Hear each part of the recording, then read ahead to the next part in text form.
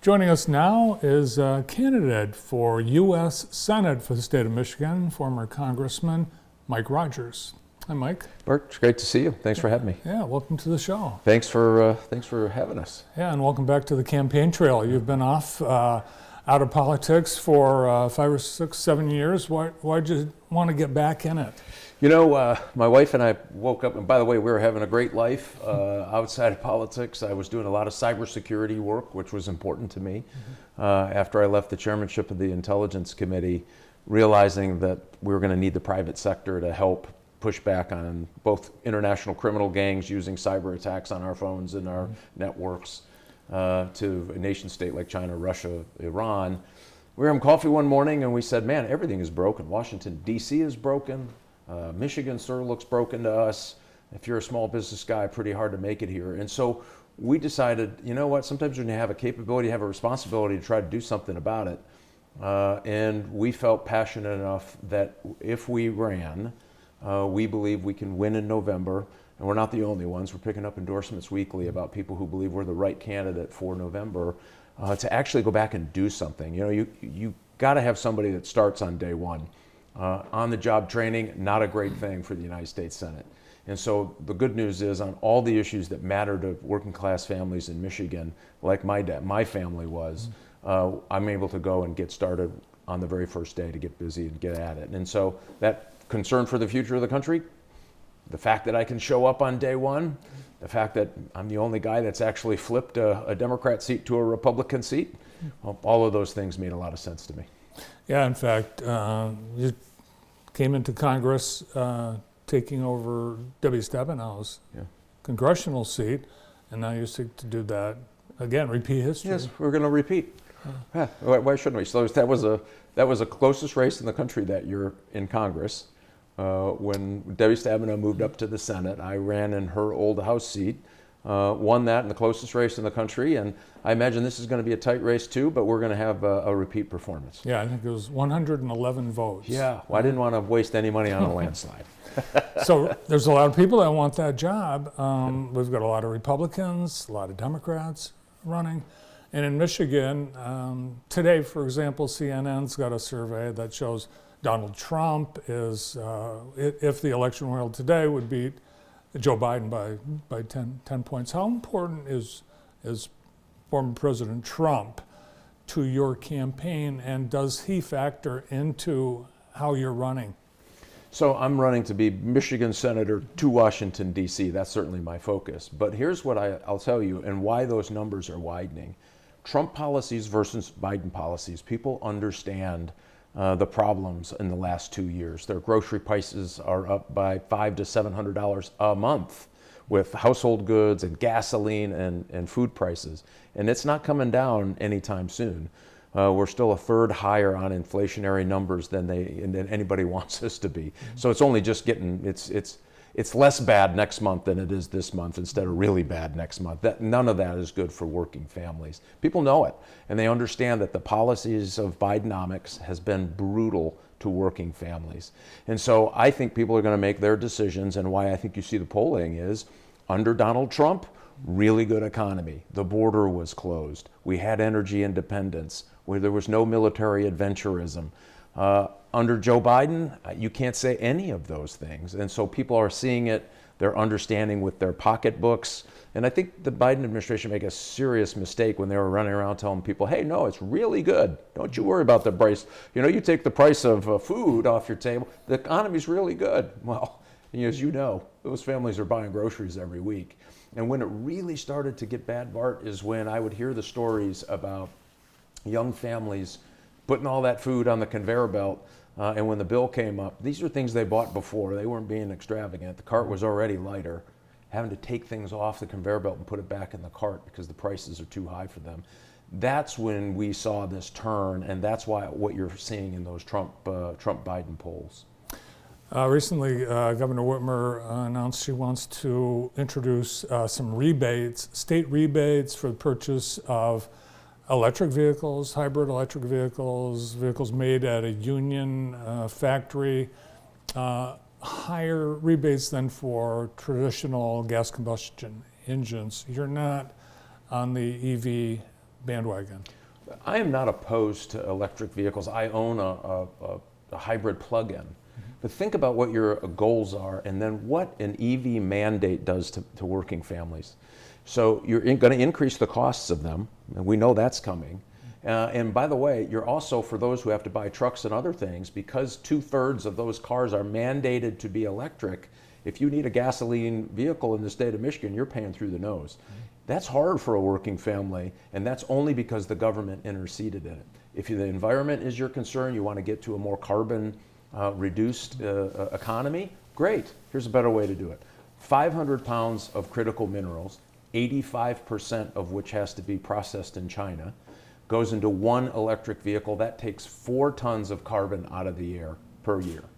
If you use that same 500 pounds and you make hybrid vehicles, you take 140 tons of carbon out of the year. You get to keep the jobs in manufacturing. You don't have to plug it in. You don't have to have an extension cord to get you from here to Toledo, Ohio. All of the things that work for your family work in a hybrid, and you still get closer to the goals that you want. Here's the worst part of this, and why it just defies logic to me. Right now, China is, because we're mandating that Michigan families are going to have to drive an electric car within a few short years, China knows that they're going to have to make up the difference. They're building 100 brand new coal-fired plants to meet the demand of the Americans mandating that Americans have to buy electric EV vehicles. My argument is this is crazy. So some notion you're helping the environment is nonsense. And so there are better ways to get there into a better carbon-free environment. And oh, by the way, if the market chooses and you give incentives for people to buy hybrid cars, which by the way can be equally as cheap, my gosh, we've actually done all the things you say you want to do, and you won't punish working families. That's my thing on EVs. Again, I love the idea and I love the technology of EVs, but mandating that everyone has to have one, that there's not enough. You know how many? In fact, the government just passed this huge bill to build out chargers around the country, and in 2 years, after they set aside billions of dollars, do you know how many chargers they've built at the Biden administration? Not one. I knew that's what you were going to say. Not one.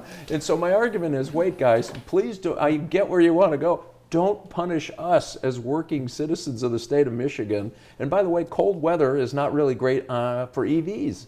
Let people in the UP, I mean, you drive one of those little Chevy Volts up in the UP in February, you're liable to get sucked up in a snowblower, and we'll find you in the springtime in your neighbor's yard. We have to use common sense in this.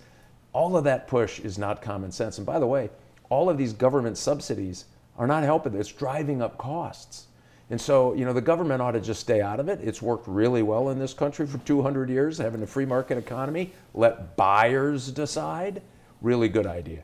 Let's talk about the border security, the wall.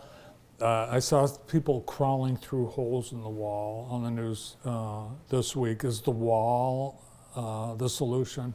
I think it's a combination of a border that is under control. So I think some of that will be physical wall, some of it will be electronic surveillance, and we have really good technology where they can identify people and then respond according to the people they've identified by sensors and other things on the wall. And that's what the Customs and Border Patrol folks want, and then the people to actually handle it. We don't really have a border today. You can't have 10,000 people flying through that border. And here's what's scary about that. I was talking to a retired Border Patrol agent who was talking to one of his friends down there who said, stop a semi-tractor trailer load of illegal immigrants jammed in the back. They stop it, 2 agents. Everybody takes off running. They collect about 5 of them and put them under arrest. 1 of the 5 was on the terrorist watch list. That means 195 of them, we don't know who they are. They're running around the country. Were 100 of them on the terrorist watch list? Was there just 1 more on the terrorist watch? Somebody who was on the terrorist watch list got away.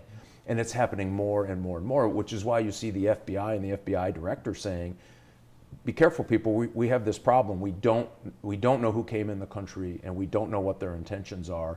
We do know we're catching a lot more people on the terrorist watch list. It's a problem. The second part of this is now that crime has come up to Michigan. In Oakland County, Michigan, the county sheriff, a guy named Mike Bouchard, has been talking about these criminal gangs from Central and Latin America, South America, coming up into the country. They're very, very organized. They're doing high-end home invasions in Oakland County. And that's because they came through the southern border illegally. And it's a problem. They've arrested 7, but he thinks there are maybe as many as 80 more running around doing bad deeds. Now, we haven't had any acts of violence yet, but that's because nobody's been home. Well, what happens? And so you can't continue to just allow this thing to burn wild without doing something about it. And the last part of this, they're estimating $451 billion to pay for those illegal immigrants, housing, food. They give them some stipends for money, none of which, by the way, legally can work. And so that would be enough money to pay for every Michigan teacher and every state trooper for 18 years. It is not sustainable. It's not good for crime. It's not certainly good for our national security. It's not good economic policy. And here's the dumbest thing, Bart. We can fix this really quickly. Do the Trump era remain in Mexico policy, and it takes away the incentive to come through Mexico to come into the United States illegally. That would be the first and simple thing you need to do. The other would be you got to clear out the backlog of all these asylum cases. I argue let's create a volunteer army of volunteers to go through the cases, adjudicate it according to the law, and get these things done in a short period of time. Right now, every incentive is to come in. Matter of fact, they told me that people will come across the border, the ones that don't want to get caught, don't do this. Ones that do want to get caught and get their shipment to New York City, where they get a hotel room and a credit card and some money, come in and just sit down and wait for the Customs and Border Patrol to come get them. And what they do is say asylum. They put a stamp on it. They send them off somewhere in the United States, and that's the end of it. They're here as long as 8 years before they even get a case. All of this is nonsense. We can stop it. So a lot of people look at what is happening in Congress now as a lot of dysfunction and really strong partisanship, where there's not any air of cooperation, and there's just a lot of attacks and backbiting and actual elbowing people out of the way. Is Congress a different animal than when you were there? Still had a lot of that going on. I think, listen, if you know who you are and what your principles are and what you need to get done, and you're an adult about it, you can get a tremendous amount done in Congress. I don't think that part has changed.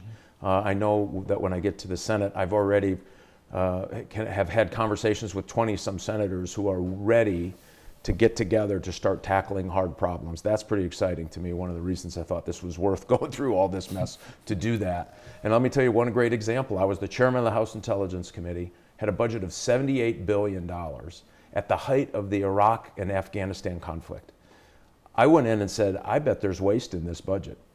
I mean, back then you said the word terrorism, somebody showed up and jumped cash in your front yard and said, go get them, right? Mm-hmm.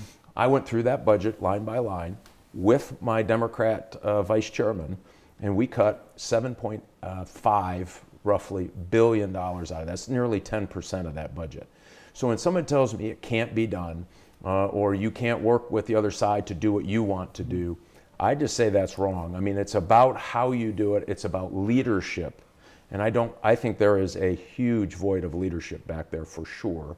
And that's why you have people punching each other and then talking about fighting each other and throwing elbows at each other. That's not leadership. I mean, this is too important.